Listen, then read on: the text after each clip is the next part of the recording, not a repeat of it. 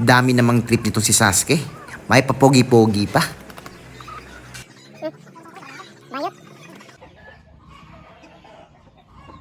Na ba?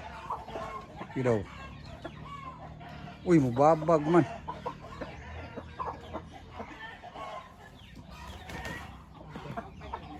Ha? Nasa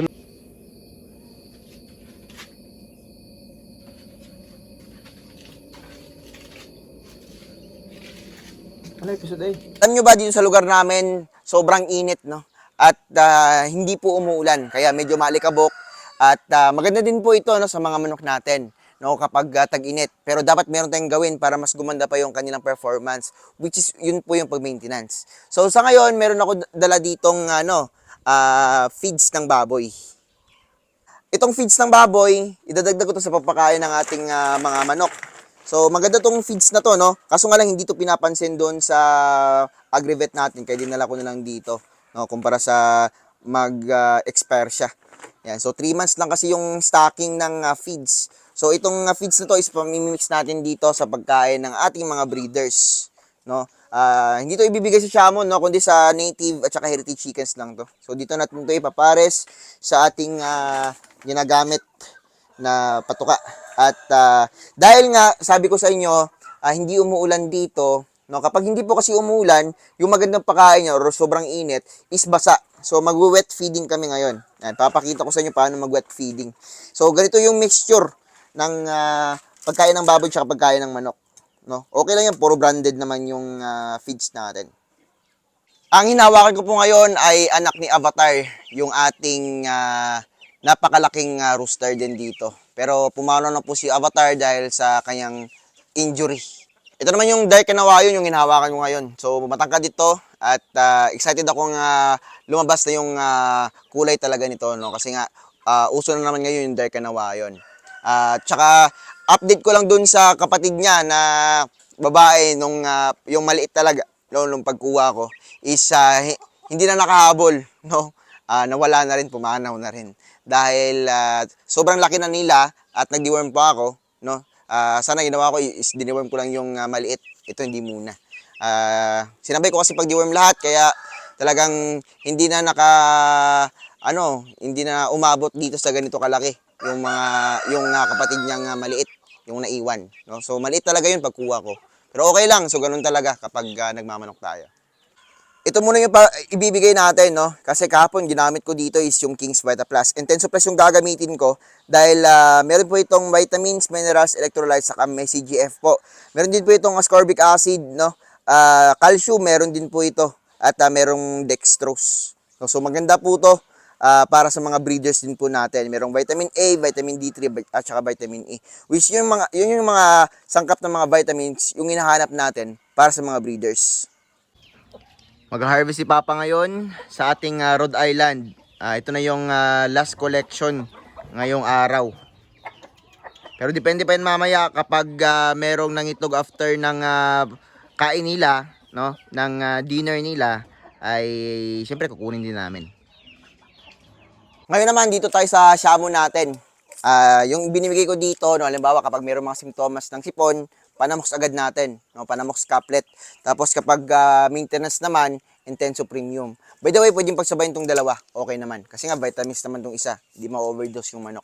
Dito po sa Intenso Premium, yung kinaganda nito may B-complex, pampaganang kumain. At saka meron din po itong CGF, no, pampatulong tumangkad pa yung Shamo natin. At may calcium syempre. Yan, bilisan natin para hindi tayo gabihin. Yan, ito na yung ating pagkain ng manok. Yan, nakamix na, no? Pang baboy tsaka pang manok to. 50-50. So gagawin natin ngayon, dahil nga mainit yung panahon, mag-wet feeding tayo. And lalagyan natin to, no? Take advantage natin to, lalagyan natin to ng ating Intenso Plus. So ito yung pagkain ng aming breeding pen number 1, 2, 3, tsaka 4. Yung iba, nag-wet feeding sila kahit maulan. Okay lang yung kapag nakasanayan na ng manok, pero kapag hindi nakasanayan, no, hindi ko advise na mag-wet feeding kapag umuulan dahil nga malamig yung panahon. Plus, nag-wet feeding pa tayo. Yung iba naman, para makatipid daw sila, nag-wet feeding sila dahil lumulobo yung feeds natin. Which is, hindi naman okay. No? Dahil nga lumulobo yon dahil na-absorb niya yung tubig. No? Kaya naging saturated yung feeds. So, mas maganda na same pa rin yung amount ng feeds, no? Plus, sinaluan lang natin ng tubig, tsaka ito, no? Para ma-absorb ito ng feeds. Yan. So, kada breeding pen, tagdidalawa nitong Intenso Plus. Ay, ang bilis! Ngayon, lagyan na natin ng tubig. Bilis na natin para hindi tayo umagahin. Yan, ito na po yung itsura ng ating mga products. Yan. So, hintayin na natin na talagang lumobo siya. Pinaka-importante dito, sa pugad nila, kailangan lagyan itong 7 WP85 ng Bayer. No? So, ito yung insecticide po, no? At kaya pong patayin ito yung kuto ng manok natin. Sobrang effective po nito. Yan. At mas maganda to siya sa 1-2-3 dahil yung 1-2-3 dati namamatayan daw sila ng manok. Ito po tested, no? Kahit ipulbo natin sa katawan ng manok, hindi po namamatayan. Tsaka yung tawag din, may tayunin nata. Yan, no, nakakamatay din po yun ng manok. Tested ko po yun. Sobrang dami na namatay ng manok ko. Ito talaga, walang namatay na manok. At kapag may foul pox din sila, ito yung ginagamot ko plus antibiotic. No, pinapulbo ko po to sa katawan nila. So ito, ilalagay lang po to every edge ng kanilang pahapunan. Yan. Yan, ganyan lang, no? Sa pugad. Yan, kasi dito talaga, minsan namumuga din yung mga, yung mga kuto ng ating mga alagang manok. No, so, konti lang. No? Ito, mura lang naman. No? Almost 200 pesos. Yan. So, ganyan lang. Ganyan na kasimple.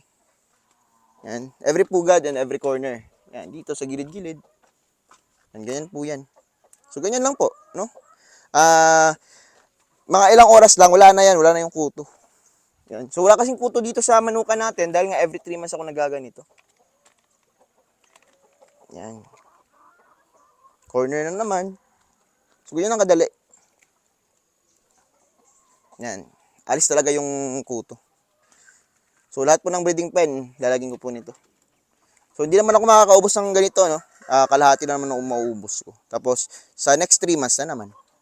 Yan, no? So, dito, meron ako ng sample. Yung mga native chickens natin dito is naglilimlim, broody yan sila. So, nilagyan ko rin sila ng ganito, no? Yan, may puti-puti sa likod nila. So, dito meron din. Yan. Oops. Yan, nilalagyan ko rin, no? Konti lang, no? Hindi po mamamatayan. Yan. So, tested yan. Ito, di sponsored to. Pero, subukan nyo, napaka-effective. Bayer po yung brand. Yan. Bayer, baka naman. Yan, grabe talaga maglimlim yung mga native chickens. Yung mga likod nila, meron na yan. Yung ginagawa din ng iba, nilalagay ng harina. Pero hindi pa ako nakatry na nilagay ko ito ng harina. Pero mas effective naman siya at okay lang naman sa manok natin. And ready na yung aming wet feeding. Bibigyan na namin to sa aming mga alagang manok. Mauna tayo dito sa ating breeding pen number 4, mga Rhode Island Reds natin.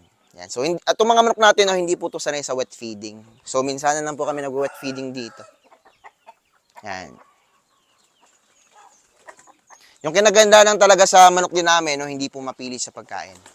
And kapag marami kayong manok, mas nag-i-enjoy silang kumain and mas magana silang tumuka. Yan. Hindi din ma-overdose yung manok natin kasi nga vitamins naman. No? At hindi naman sobrang dami yung nilagay natin. Pwede kayong gumanito, no, kapag mainit yung panahon, twice or thrice a day. No? Kasi kapag everyday naman, syempre maggastos din po sa patuka. Yan. Pero yung King's Vita Plus po, no, pwede pong everyday kasi mura yun. Isang pakete nun is good for 25 to 50 kilos of feeds na. So ito is, yun na yung estimate namin. No? Sa hapon kami nagbibigay ng ganito. Yan. Para medyo uhaw din sila. Yan. Sa tubig, kapag nabigay kayo ng vitamin sa pagkainan nila, no, kahit sa tubig, hindi muna. Yan. So plain water lang.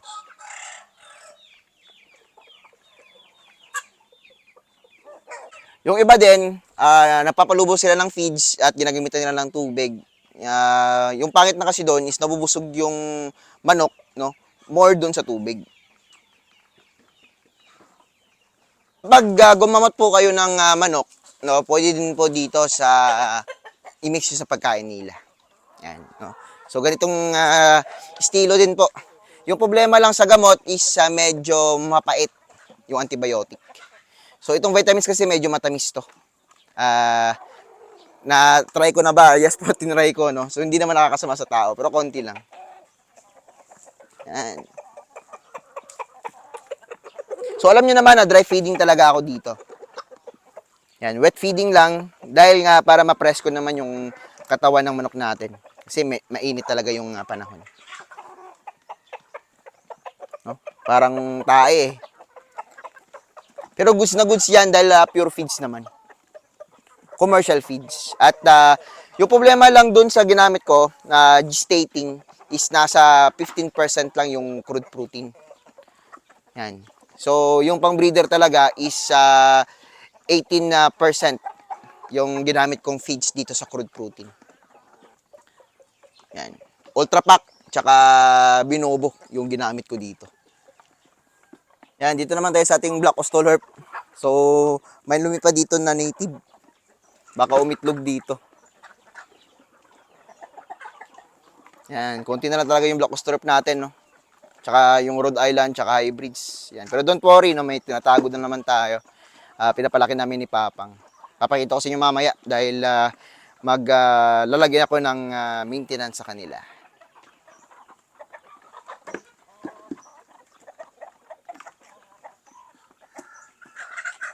Yung fermentation din or pagbigay ng fermented na feeds, no, sa ibang hayop, okay lang siguro, no? Pero dito sa manok, hindi ko ma-advise talaga, no. Base sa experience ko. Yan. So, native chickens natin, no. Lakas din kumain ng wet feeds. Yan. Pero hindi talaga yan sila sanay kumain ng wet feeds. Pero yun lang, magana talaga silang kumain kapag sabay-sabay sila. Pero napapansin ko, no, mas malakas po silang tumuka kapag dry feeding kasi yun ang nakasanayan nila. May nakalabas, oh. Yan. Ito na yung ating mga shamo. Ito yung yung kambal natin, si B1 tsaka si B2. Yan. Kumakain na rin si Uno.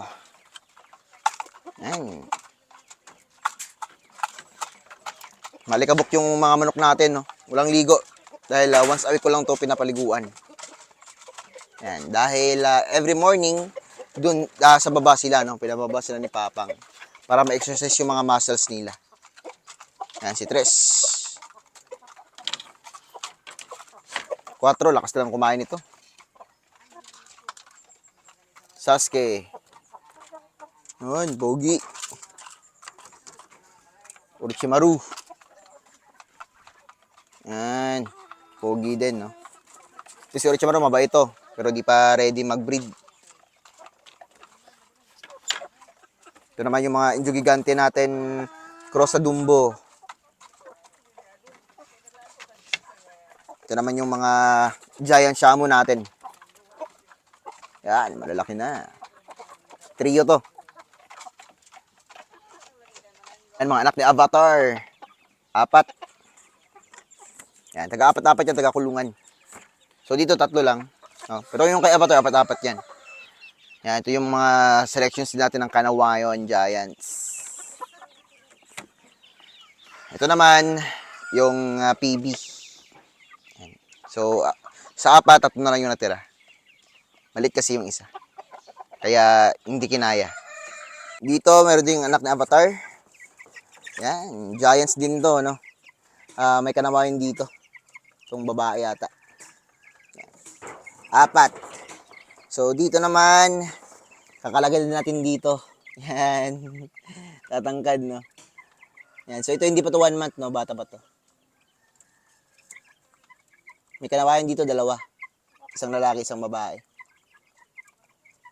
Ito naman, yung Shamu natin na Bard. No? So, galing to sa Argus bloodline.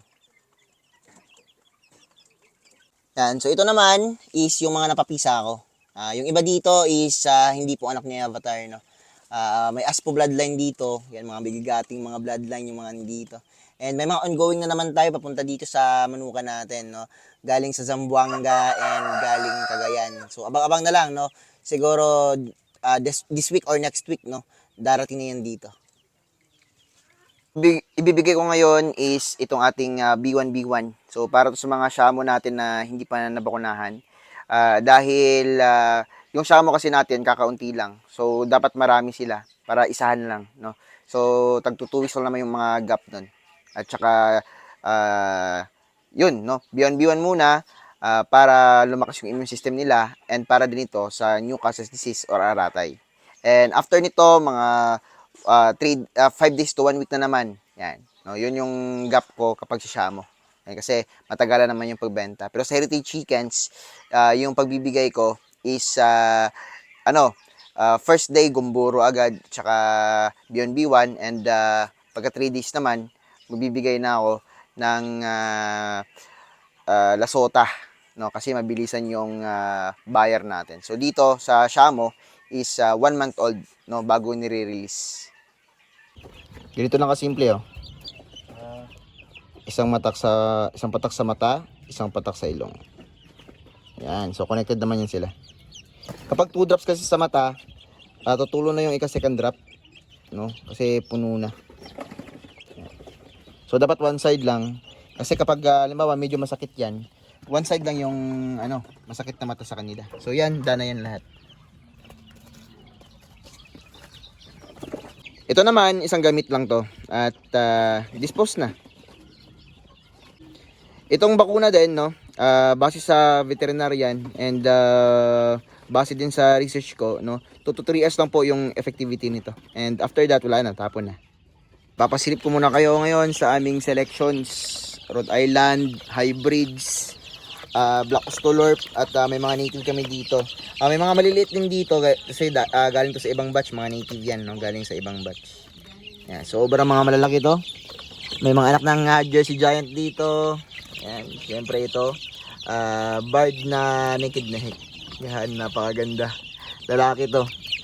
So magiging breeder to sa ating hybrid production. Ito anak ng ating Jersey Giant. Ganda.